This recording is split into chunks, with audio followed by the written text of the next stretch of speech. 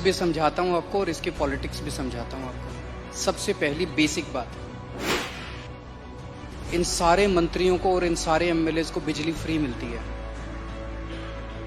इनको जब बिजली फ्री मिलती है तो उसको फ्री भी नहीं बोलते, और जब जनता को इनको 4-4 हजार यूनिट बिजली फ्री मिलती है महीने की, और मैं जनता को 200 यूनिट फ्री बिजली देता हूं तो इनको सबको तकलीफ होती है। क्यों?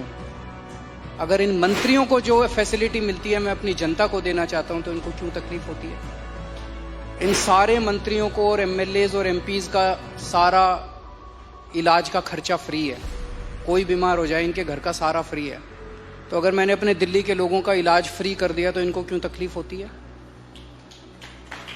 जो जो चीजें इन मंत्रियों को और इन संतरियों को मिलती है मैं अपने लोगों को देना चाहता हूं, नंबर 1।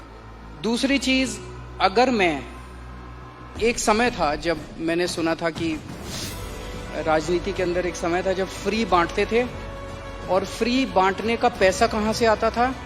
सरकार लोन लेती थी और लोन लेके उस पैसे से फ्री बांटते थे। That is not good economics.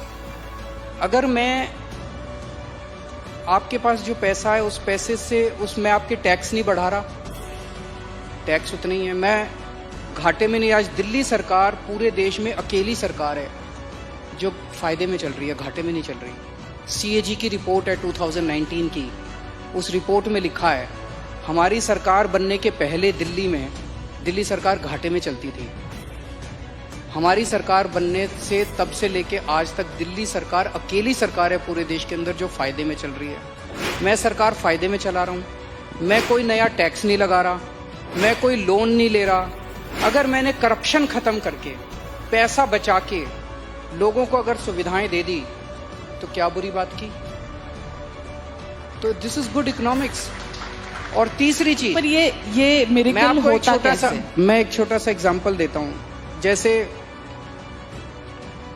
ये फ्री दवाइयों वाला कैसे सिलसिला चालू हुआ, ये बड़ा इंटरेस्टिंग है। हमने एक फ्लाईओवर बनवाया, उस फ्लाईओवर की 325 करोड़ रुपए की एस्टिमेटेड कॉस्ट थी, वो शायद 200-250 करोड़ रुपए में बन गया, तो 125 करोड़ रुपए उसमें बच गए। कैबिनेट मीटिंग चल रही थी, हम लोग डिस्कस कर रहे थे, तो पता चला कि ये 125-150 करोड़ रुपए बच गए।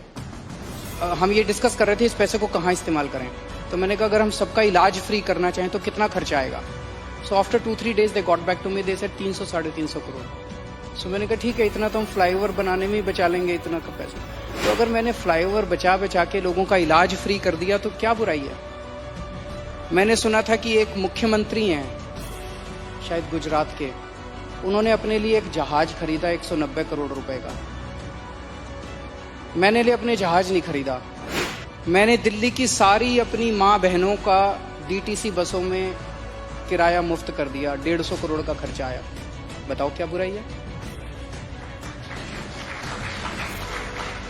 So good politics and good economics, ये कर रहे हैं हम लोग। तो आपके पास ये कौन सा ऐसा फॉर्मूला है जिससे आप फ्री में भी देते हैं फिर भी आपकी सरकार जो है वो घाटे में नहीं फायदे में है? ईमानदारी, सही नियत, बस और कुछ नहीं है। मैं बहुत छोटा हूँ, मेरा एक्सपीरियंस भी बहुत छोटा है, लेकिन मेरा 5-7 साल का सरकार चलाने का एक्सपीरियंस ये कहता है कि किसी भी सरकार में पैसे की कमी नहीं है।